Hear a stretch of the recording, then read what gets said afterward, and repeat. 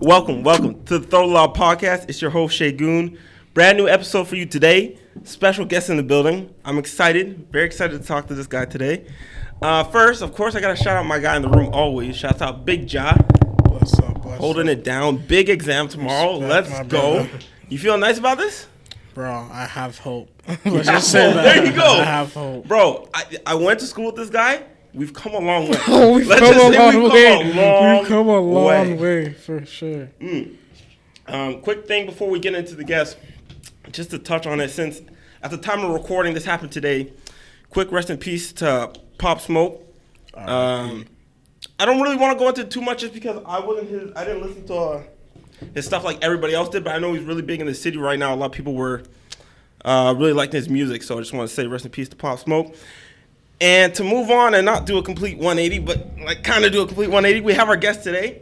Very special guest. Someone I've known for a long time, but I haven't spoken to this guy in a long time. in a long time, in ages. So excited to talk to him. He's got a very special book that's coming out soon. It's coming out beginning of next month. March 1st. March 1st. Yeah. So without further ado, my man, Paul, can't pronounce his last name, Sjoberg.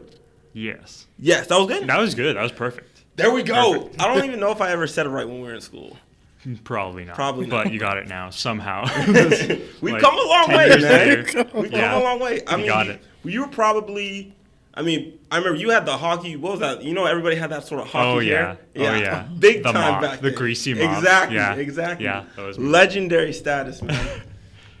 Yeah. At the time, I didn't see you do any writing or any of that at all. Like, I don't. No. When I think of you, back in those days, I definitely think of, like, sports was number one, probably. Sports and then just natural, like, joking around. Like, that would be, like, the two things I would associate. So, like, I don't want to say, like, you know, where did this start? But, like, were you always a reader? Or, like, how did that come to play? It's been a gradual process. Okay. Definitely. So, for us, we were talking about this earlier, but to get it on camera, on record, it's been a decade. Since we've talked to each other. It's been a decade. Holy shit. Bro, Throwthelob podcast, we weave miracles up in this. Brings people together. Brings people back Welcome together. to the podcast. I know. You literally last two podcasts in a row. It's been like, yeah. So Yeah. But, elementary school. Grade 8, graduation. Yeah, it must have been. 2010. It's been was that 2010? Yeah. That's crazy, bro. Yeah.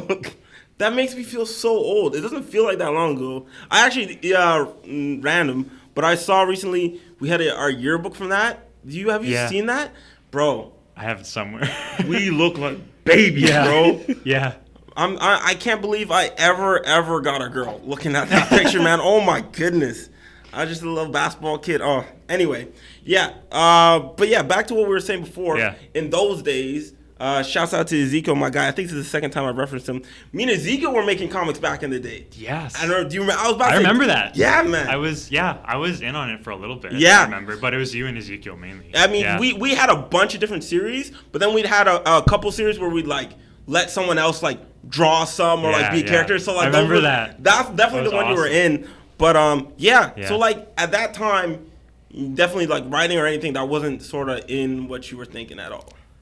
Not really. Just having fun. Yeah. Like writing wasn't really something I saw myself doing like in my free time as a hobby until like late high school. Gotcha. Like grade 12, I took a creative writing course. And just for fun, because I noticed I liked writing essays when most people didn't like writing essays. Yep, that's so definitely you in the minority there. Should probably do something more with this. So plus the creative writing course, I think like everybody knows like that's a grade. It's a bird course. That's a grade, man. That's the easy grade. We had days where the teacher would just be like, okay, we're going to read today. And we just read a book. Man, I remember it was creative writing. I took it at South Carleton. Shouts out to, because I did an extra year at South Carleton after I went to Trinity for 4 years. But it was only for basketball. My grades was excellent, if anybody was wondering. But I remember we took that. And like the first 3 classes, we watched like 3 classic movies and did no writing. We watched like what's the one with the 4 kids on the train tracks? The walking. What's that one called? Stand by Me. Stand by Me. Yeah. Exactly. Yeah. I don't even remember. Did you ever watch that one? No, I've never seen that. It's I don't know. It's one of the ones they make you watch like in school at some point. Did you ever watch it in school? I did watch it. Yeah. I don't know what in school you went as to. well. Exactly. Was that one based off a book? It was based on a Stephen King, I think, like short story. Oh, okay. Yeah. Got you. They just make movies out of anything he writes. It's actually true. I mean, on Netflix right now, he's got like just some series. I've watched some that are actually kind of good though. I can't even hate, but yeah. So would you say maybe Stephen King, any influence there? I don't know. I haven't actually. The book I'm reading right now is a Stephen King book. I'm reading Misery, which is dark, but it's the first thing I've ever written or read by him. Got you. But yeah, at grade 12, I just took creative writing, and then into university, I just kept writing my free time just for fun. And then were these like at this point? Is this what is it? Short stories, poems, poetry, like more short story stuff. Like with the idea of wanting to write a book one day, and just like trying my hand at different things. Yeah. Did you ever do? Because like my mom does writing and a bunch of stuff, and when she first started, she did a bunch of like little competitions and stuff. I don't know. Did you ever participate in like any of those like writing competitions or anything like that? So I've been following this like online newsletter thing that gets emailed to me every week. Oh, okay. I forget what it's called right now. Submishmash or something like that. Okay. Sounds like a dating app, but all right. But yeah, they send weekly like opportunities and stuff, and there's writing contests you can submit to. Different magazines or journals have their like monthly submissions. So I've been doing that for like a few years. Got you. In 2018, April 2018, I got my first short story published. Nice. Called The Door. This went to in the newsletter or in the magazine? Like where was this? I submitted it to a journal based in England called Storgy Magazine. I think it's magazine. It's Storgy anyway. Okay. Like story, but with a G in there for some reason. Oh, okay. But, I'm like, that could be a location. As far as I know. But yeah, I submitted it to them through the newsletter, and they published it online. Yeah, so that was cool. Yeah. To see that I wasn't getting completely rejected by everything I submitted. It's crazy when you work on something. And for like so long, it's like it's just you that's seeing it, or it's just you and your boys that see it. Yeah. And then like that first time you get recognition for anything, you're like, it's blows you out of the water. I remember when I first started doing YouTube videos, and most of them shit, but I remember like just sending little clips to like a couple of my favorite like creators, YouTubers or whatever, and some of them would reply and give me constructive feedback. I was like, that's awesome. That's actually awesome. Yeah, I was like, whoa. Nice. And like, I still like, that's something like, I won't share who those people were because it was a super cool moment. But yeah, like that type of stuff is like, it'll take you to like another level of like putting shit actually like into action. Oh yeah. And getting that recognition for sure helps. Yeah, for sure. Because it's like at first, someone sees something in what I'm doing, and then I'm like, all right, a little validation, even if it's not real validation, it's not super big, like a little bit, give you a long way. But give you a long way. God, nigga, it's late. All right, I'm sorry. But so I do want to get into the book. Yeah. When did it come from doing the short stories to like, okay, now I'm formulating an idea that's a bigger project?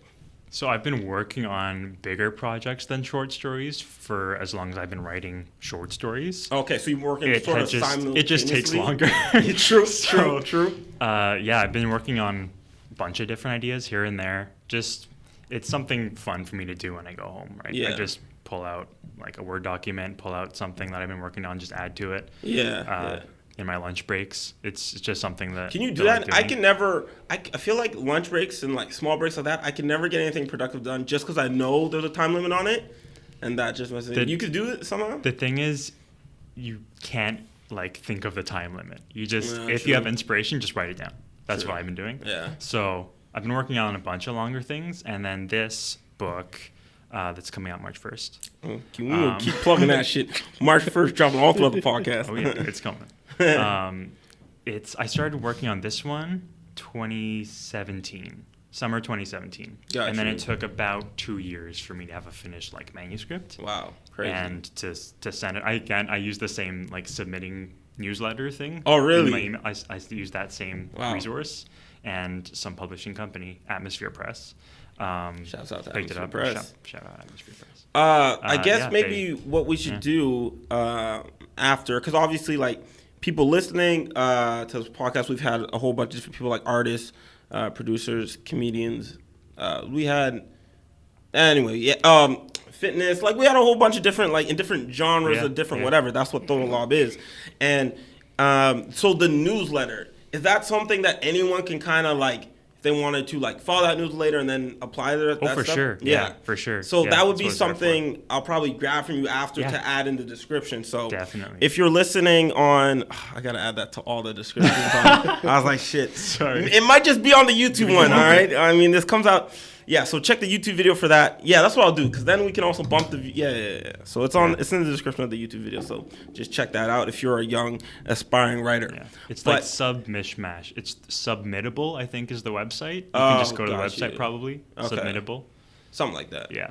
We'll get it sorted if that's something you're interested in. Of course, do that. And honestly, if someone is doing that and you have work submitted or you have something, reach out to us. We have an email. Let us know if you want us to. I mean, I'd look over a piece of the literature for you. I don't know what good it would do. I just want to look at it. I'll look at it and be like this shit. Yeah. Run with that. But let's talk a little bit about the book, because I don't know. Like I said, for sure. I was excited to do this, and I also wanted to know nothing going in. I know nothing going in.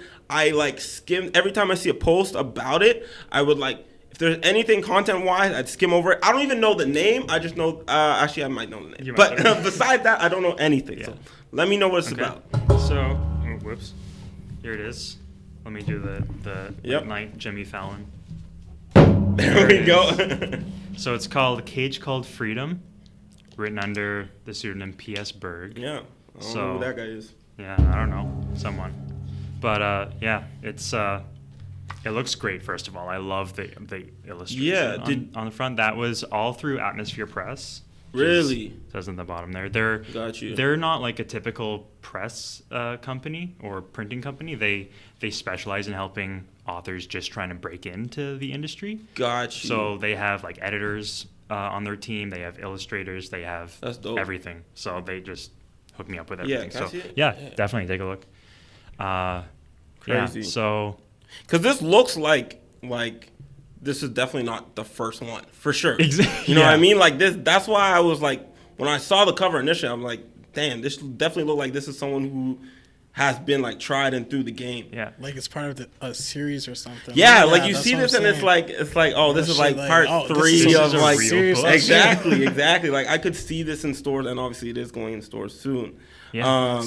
That's dope. I'm not gonna read that whole back, but like, what is sort of a synopsis about this? So I can give you the background. Okay. It's, so basically, 2017, I got the idea. So the background, the context there is that's when Trump was elected, right? Oh, got you. We're going. Got you. We're going. All This right, avenue. We're going political. Shit, I see where this is going. I didn't wear red today, so. Yeah. So 2017, Trump got elected in the United States president, and in my it was a shock to everyone. Yeah. Or maybe not everyone, but it was it was a big event. It was a shock, man. And to me, in my head at that time, just in reaction to that, I was thinking like, damn, if only the Democrats could like hold on to power for like a couple decades or 3 decades. And like what would like start that? What would happen? They would be able to put in place policies that would, progressive policies. They'd be able to turn society down the right path, so to speak. Because right now it's just like with this flip flopping, it's like nothing that gets implemented is staying there long enough to like exactly. So that's the kind of the thought that was going through my head. I was like, if only that party that I more lean to, that I'm more identified with, held power for a long period of time, they would be able to institute like meaningful change. Yeah. And then I started thinking, well, how could that go wrong? So that's basically what the book is. Gotcha. So the book takes place in late 2030s, 2040s, so it's in the future. Oh, okay, gotcha. This is like an alternate timeline kind of book where the like quote unquote progressive party in the United States has control over the White House, is in power for 3 decades or so. Gotcha. And it's kind of a thought experiment where I tried to explore how could they take things to the extreme where even this like scenario that I idealize in my mind that I think would be a utopia, how could that turn into a dystopia? Yeah. So it's this exploration of kind of, you always think things will go right if you get them your way, if the people you support hold on to power. The people that you but you never really know what's going to happen. And that's almost like, when you actually think about it, I feel like, I don't want to say it's destined to happen, but it almost feels like no matter, this is where my mind goes immediately with something like that. If as soon as there's power that's held for too long, I just feel like it's just human nature. History repeats itself for that power to get distorted somewhat. That's exactly the idea I just ran with. Yeah. So it's like, it's kind of satirical at times where it's like, I don't want to spoil too much of it. Yeah, of course. I want everyone to go out and get a copy and read it March for 1st. yourselves. March 1st. But like, I include things like people are like overly tolerant of each other. There's equality quotas put in place in companies and in apartment complexes where they have to have a certain number of people from this race and this race and this gender and this sexual orientation there. Yeah. And even if you're like a visible minority, you might be denied because you don't fit the quota. It's like this kind of extreme. So everything got you. Because when you said extreme initially, I was like, okay, but like, what is that? Yeah. Yeah. I mean, there would be so many different ways where that could possibly impact things. It's very interesting. It's very tricky. I feel like no matter what you're talking about, I can't remember any situation where like someone being in power for a long time has ever been ended up positive. Yeah. I don't know how good I did in history. I did all right, but because even in the situations where it seems like it's good, I feel like that's mostly a dictator who doesn't allow a lot of public speech. I'm not obviously not just North Korea, but like there's other examples too. What I mean? Man, it's definitely a lot. I think when it comes to like. All right, so here's another thing we wanted to talk about. Sure. And we'll kind of go back and forth from the book. We talked about this a little bit, like off camera. When it comes to young authors or young people who think they want to do something like this, like a full novel, not just a short story, what would you say is sort of the things like, not maybe benchmarks, but things to know, okay, this is something I do actually want to do? Or maybe what are some things that people don't like maybe fully realize going into writing? What's like the process like once you get into it? Yeah, like aside from, because this is how I feel. I feel like, me personally, I could get into the brainstorm. I could have a really good brainstorm session. I got a bunch of ideas. I could get into chapter 1, maybe like halfway through chapter 1. And then after that, I can't promise, So at that point, so that kind of stuff is mostly what I'm asking. Yeah. So it is a struggle sometimes, like writer's block happens. Yeah, for sure. Like with this book, I think I started writing it, so summer 2017, I wrote it for a couple months, and then I went back to classes at school. Gotcha. And I just didn't write it for like 4 or 5 months. Then Crazy. I came back to it and like finished another huge section, and then same thing happened. But when you like leave and come back like that, is it still like you have such? Because like maybe I just take bad brainstorming like notes, but like I feel like when I leave a project and I come back to it, it's like almost like I don't remember the exact headspace how I was in initially, and it feels like it's just in a. So how do you keep it like streamlined if you're gonna take breaks like that? Yeah, that's like. It is like an obstacle to get back into it, but it's almost like a blessing in disguise because you come at it almost as an outside perspective. Gotcha. If you take a long enough of a break, which actually worked in my favor, because every time I came back to it, I would read it from the beginning again and make edits. Smart. And then catch up to where I was and then just keep writing. Yeah. And that just worked for me. I think that actually probably is the best way to go about it. Yeah. Which gets a little tedious when you get back to it and you're on the last chapter and you want to read the whole thing again. Dang. And you do that every time. So even like you're on like the last. I tried. Yeah, I tried get as much as you can. Yeah. Gotcha. I think that's probably a good strategy that a lot of people could use. In terms of like, would you say this book is very sort of, is it more narrative driven? Is it really strong on characters? Like what would say, like where would you sort of place it there? Yeah. because the first thing I kind of came up with was the scenario and the context and like the whole political situation. Mm-hmm. I kind of had to create characters and plop them in. So I tried to make it as narrative driven as possible because you want characters you can connect with, obviously. Of course. So I chose 2 protagonists for this book. Okay, gotcha. One is like a middle-aged white male university professor who's dealing with this new society that evolves, and then another is a university student who's female and a visible minority and part of the LGBT community. And so it's just opposite. 2 complete different perspectives. I wanted to do that. I wanted to explore as many different sides of this as I could. And especially like one coming from a system where they knew exactly what it was before, and one that not born into it, but like 30 years. I guess, born into it. Exactly. Yeah. So there's another side of it. Yeah. Dang. Yeah. So there's definitely a bunch of different things to go about on this one. I had I gotta pull them out because I had written down some questions, but I didn't have them on hand. I'm sorry. Give me 2 seconds to pull this shit up. Here we go. Oh yeah. I mean, I see the topics here. We got a few things to get into that is completely non-book related. I got time. Yeah, I think one thing would be like when it comes to narrative, because I think this is more of my question, so to speak. Yeah. Do you think? Are you a fan more of like hard twist? Like, or is that something that's sort of overhyped? Because in my head, when I think about writing a book, it would be like, how many times can I just twist them and twist them? Yeah. Like, is it more about that? Like, when you go out to set out okay, I'm writing this book, and of course I feel like probably the thought of having a really good twist or a couple really good twists is really exciting.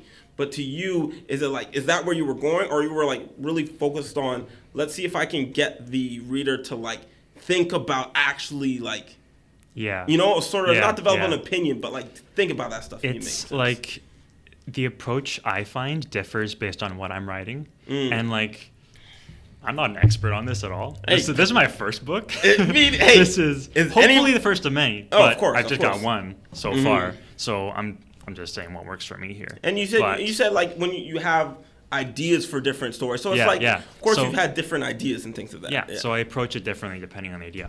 I'm working on an idea right now where it's like, how many times can I just twist it on its head completely and make the reader go, what the hell is this now? Yeah. And I love doing that with something that I'm working on right now.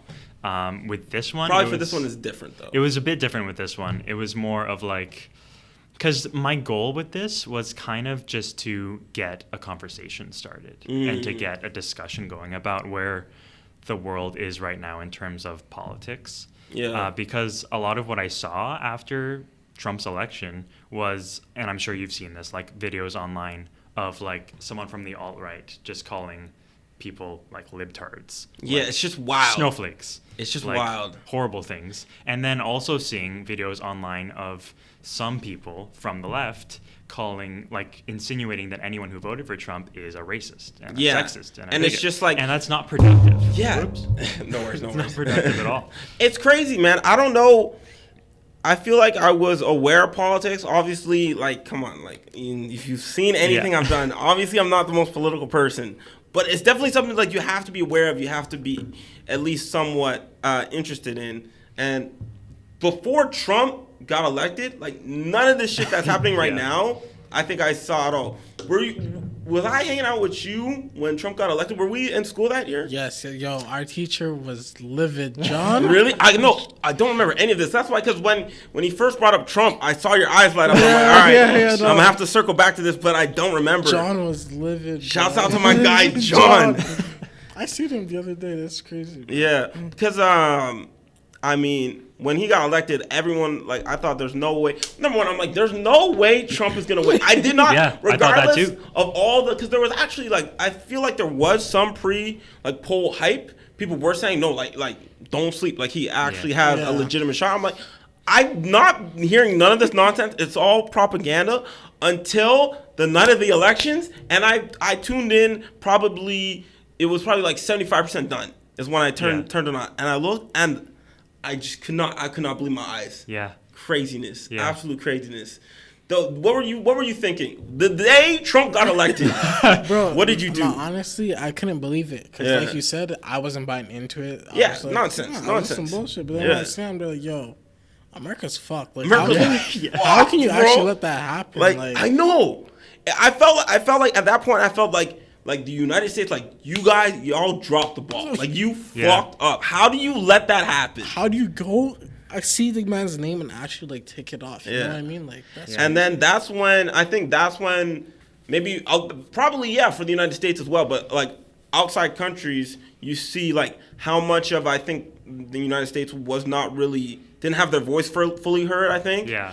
And then you start to see it's like, oh no, there's like a bunch of people who are feeling like their needs are not met. And that he's the best person to, because I feel like that's probably the strongest argument when I hear people talk about Trump. It's more about like economy, like what is he getting done for like farmers and things of that nature. And like I said, I'm not a politician. These are just the stuff I hear when people arguing online and like I catch something on the news. Like this is the thing I'm seeing.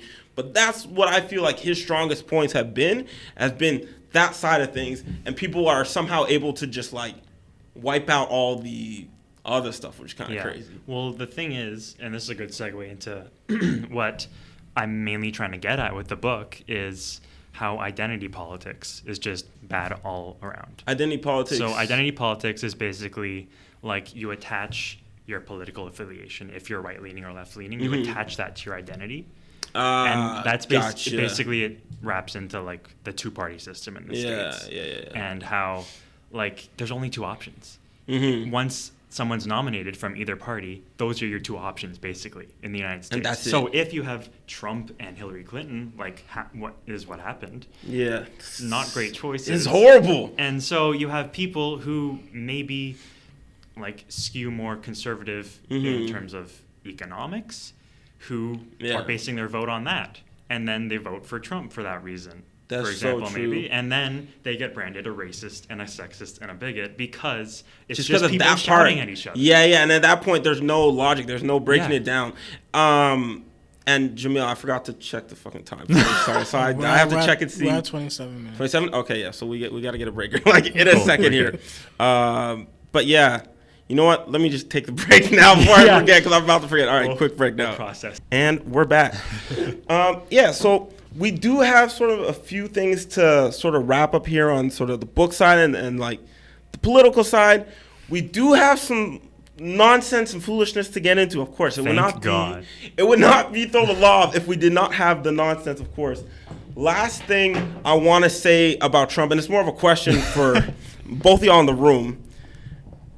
So when Trump got elected, it was Hillary and it was Trump. How bad? Because like Trump won considerably, if I remember correctly. Did he win considerably, or what was it? It was very close. Oh, it was close? All right, but, shit. Yeah, like Hillary won the popular vote, and he won the whatever it was, the college. Gotcha. So maybe that answers my question. But I was going to say, how much better of a candidate did the conservatives need to win that year, do you think? And like, that might be too broad of a question, but it's like. The thing is, though, this is a perfect example of what I think is wrong with the system, because you get into these debates of who do they need to beat the other person, That's so where true. It should just be about who would be the best leader for the country, who's the most qualified. That's so true, man. And that's the thing. That's the thing. And because when you see the debates and stuff, it's just like, I mean, especially with Trump doing the debate, like, oh my goodness, man, he just goes at you. Yeah, man, it's really weird. I don't know. I feel like, I mean, it's partly sometimes with in Canada, you see a little bit of it. You know, you see some of it translate, but just the way the media is over there too, and the way I can't remember the last time a president attacked the media like so openly and so repeatedly. Yeah. As it's this become dude. Normalized now. Yeah, and it's normal. Ridiculous. It's super normal. And now you just have like openly, this station is for this station is for that, and it's like, all right, I didn't know. I just thought I was watching Fox. I didn't know what this was. My bad. I was asleep. But we have some absolute foolishness to get into. Before I hit this video, I do have a question, because this is just how I've been feeling today, and I already talked about it a little bit. But I want to get this from you. I'm curious because I actually have something to say on this. Today, it's not even like I had a bad day. I woke up. I made myself pancakes today. I was feeling good. Nice. Went to work. Did my thing. Had a salad for lunch. So I'm feeling average at this point. Pancakes, salad, feeling okay. You know? Like I had the pancakes, but I had the salad. Then I had a burger for dinner. And now I feel like 800 pounds, man. I feel big. So my question is, because this is what happens to me sometimes. I get into this headspace. Can you recall, just sitting here right now, can you recall in recent history the fattest thing you've done? Because I can think of it that you've done or you've thought of doing recently. The fattest thing. I can tell you what mine is off the top. One night, I can't remember what night it was. I don't remember what the context was too much, but I was hungry, and it wasn't even just I had eaten. I had multiple. I was full. I was very content. We've all been there. But in that moment, I wanted Pop-Tarts, and I wanted them of a certain flavor. I wanted the maple brown sugar Pop-Tarts. Can you pull those up for me, please? Maple brown sugar Pop-Tarts. Or maple. Search up cinnamon Pop-Tarts. My bad. Sure. I think it's cinnamon, or it might be maple. It might be both. God damn, if it's both. Cinnamon maple brown. If it's both, then it makes sense. All Zoom in. Part. Yeah, what is that? Brown sugar brown cinnamon. It's both. Oh my God. Now the thing with these, ladies and gentlemen, is that they are not available in Canada. Yeah, I was gonna say it. I've never seen. No, they're not available in Canada. This flavor? They might have been. I remember having them more than the times I've been in the States, which is a weird thought. But anyway, at this point, it's whatever time, late at night. I'm like, I really want cinnamon Pop-Tarts. I'm like, shit, I'm not going to the States for a minute. I have no plans to go to the U.S. What the fuck can I do? And then I'm like, what the fuck, dude? Is it possible that you can buy food off Amazon? I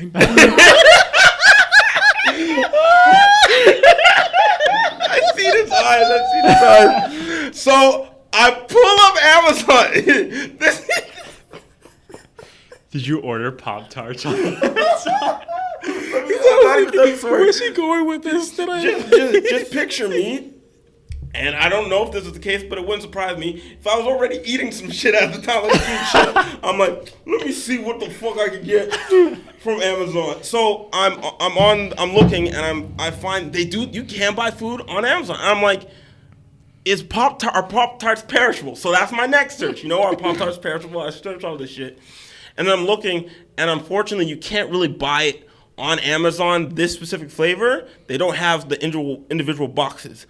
But they do have bulk wholesale. If I want 48 fucking Pop-Tarts, I can order it. And then for $7 more, I can have it on my door tomorrow. Shouts out to Amazon. Man. So I see the offer for 48 Pop-Tarts tomorrow. And when I tell you 35 minutes on that screen, just debating. Because I know if I do it, it's the fattest thing I've ever done in my fucking life. And I'll live with that shame forever. And I already have the shame for thinking of it and going this far. But on the other hand, if I do it, then I probably still regret it the next day when I wake up and I'm like, I got a box of Pop-Tarts that I don't need. In the end, I didn't go through with it. Thank God. Or else, if I went through with it, you wouldn't hear the story. Yeah. I would have just stayed to myself. But please, does anybody have any other moments like that? Am I the only one? Jamil, help me out, please. Well, I did find out that you could order food off Amazon one day. It was just a chopped experience. I was literally just on Amazon. I seen it. You could get Pop-Tarts, like Rice Krispies. Yeah. What were you gonna order? Were you gonna order something from the States? No, I was just on there browsing shit, and then was this before Uber Eats? I'm not too sure, to be honest. Say, bro, if this is before Uber Eats, I can see where your head would go. If it's after Uber Eats, and it's not from the US, I just don't see it. No, I was going through the categories and I seen that there's got you. Food. So I was like, bro, what do you mean there's food? So I look and I seen a whole bunch of shit like that. Oh, got you. Paul, I don't want to put any pressure on you. If you don't have a story, that makes sense. Are Pop-Tarts perishable? Did you find out? I don't remember. It doesn't seem like. Here, you want to search that up? Depending on the filling, I guess. Yeah. If it's more. That's what I'm saying. Natural. If it's more like Pop-Tarts vegan. That's another question. Yeah. Now we got this is fucking Pop-Tarts now. 6 to 12 months. Oh shit! I didn't. Damn. I might have got some stale Pop-Tarts. Shit, that would have been sad. If I spent. Oh, that's another thing. It was 48 Pop-Tarts, and I think I was gonna end up paying like $42. Fucking $1 for Pop-Tart, bro. Oh my gosh, I was off on that night, man. Dude, get those and resell them to other Canadians. Bro, I make a killing. Yeah. Man, I don't remember. I don't know what happened to that. It must have been a dark night, man. Jesus.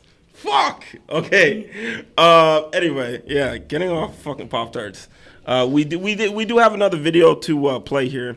And apparently, just to kind of give you in the headspace of where this is this guy's been on YouTube for a little bit. Apparently, I didn't realize. I thought this guy was a new sensation, but he's been posting hits for a while. Brand new artist, and he remixes songs that are already done. So the song that we have here is "Broccoli" by Lil Yachty and Dram. I don't know if you're aware of this song.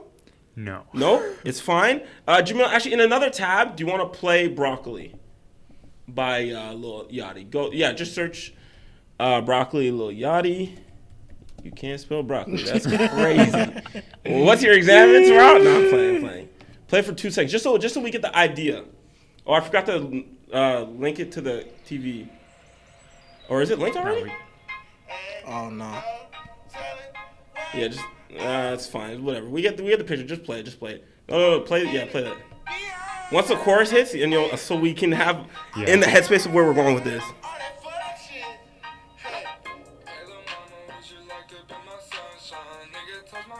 Perfect. That's all I need to see. So that's the original creator. You know what? I might have heard that. I just didn't know that. Well, the thing is, it was on the radio. It was a big hit. Yeah. So you probably have. Let's go to my man Johnny D. Play it up, please. Johnny D. Yo, hype me up, Johnny D. Wait. Go back. Actually, I need this one linked to the TV. This one has to be linked to the TV. Go down. Yeah, hit the sound. Yep. And then the sound. Yeah, hit that up. Now test the sound. How loud it is. Yeah, play it. We close the door. We should be good. Hello, gang. I'm Johnny D. From the state of Florida. I welcome all of you. And for you people who think I'm a racist, contains a lot of N-words. Oh my god. Too touchy for you. Just don't even bother watching it. Leave your comments to yourself and your friends. And your I don't want to hear any bad comments. I'll have you know there's an all-black bar in Jacksonville. I mean, all black. Wow. Holy shit. Plain black. Oh god. Okay. Jamil, go forward a little bit.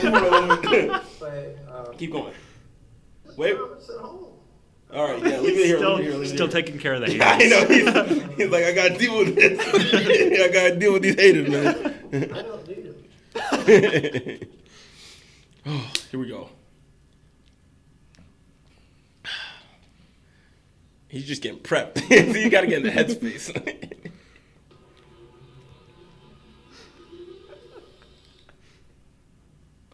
Let's go, Johnny D. Hype me the fuck up.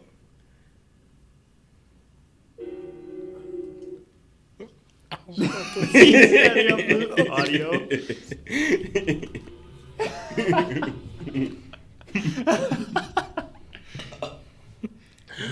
Oh my god. I want to make sure there were no haters before he got the audio. Clearly, he's filtering them out.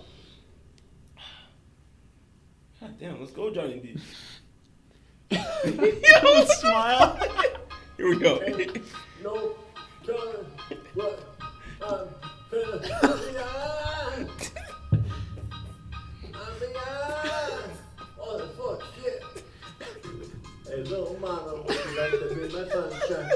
It's okay. You're gonna turn shit to love line. I'm at a 10th Street, $30,000 for a nickel gift. Okay. That's all I wanted to say, man. Oh my god. Johnny fucking D.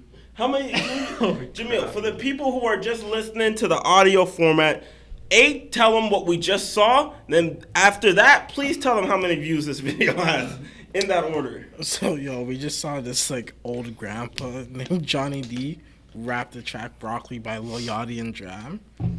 Basically, the video itself, it came out in January this year and it has 37K. 37K. Johnny D and Miss Helen.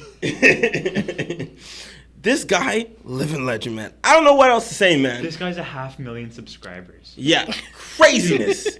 He did Africa. Of course he did.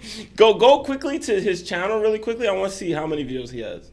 This guy's a monster, bro. Dude, when you retire, you need some hobbies. I guess. Go to hit videos. That's the box. Wait, you have the box? Oh, okay. We need the box, man. Go back to home. Go back to home. I need to see it. For my soul, man. For my soul. Let's go. Oh, I thought I was going to do that part, bro.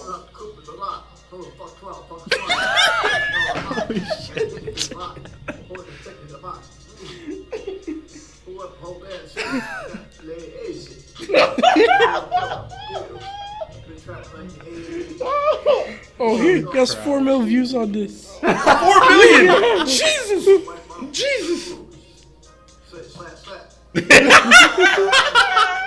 Slap! Tell him, Johnny D.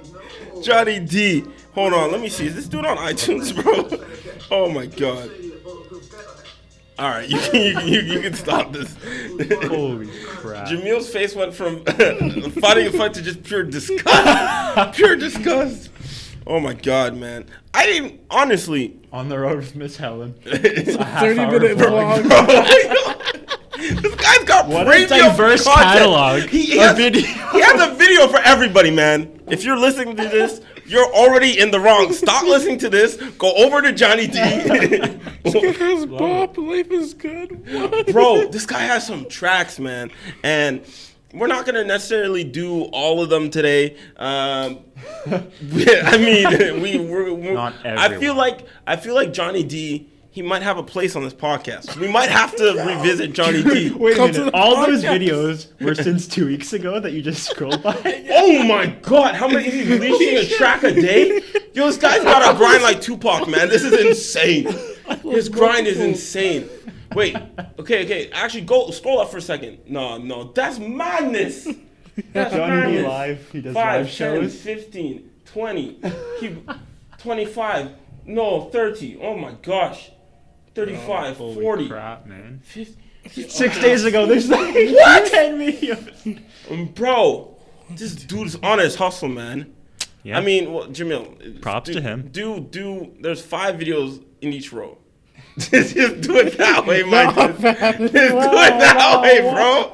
I see this dude count out, like, bro, it's gonna take too long. There's 5 videos in a row. Just do it, bro. Oh my god, this podcast started off so enlightening, bro. We actually had it still is enlightening. Yeah, it still is. I've been enlightened to Johnny D. God, Johnny D, bro. God damn, fucking legend. Yeah. Anyway, nice. We gotta start to wind down the podcast. We gotta hit the set time that we initially had and never fucking hit. So we're gonna try and keep the podcast more concise. Stick around the 40-something minute mark, and then obviously if I fuck up and forget, it's gonna be lower. 43. Oh, perfect timing then. We're at the perfect timing. I'm fucking amazing at what I do. Last chance, or not last chance. Sorry. Let's talk about where we can possibly get this book, what time's coming out, things of that nature, and then maybe sort of like I don't want to say last pitch, that sounds weird, but maybe like a quick pitch to someone as to like, well, what can we do with this book? Why should we get this book? I mean, I'm already going to get the book, but like besides that, Thank you. For the other people, you know? But yeah, floor is yours. Sure.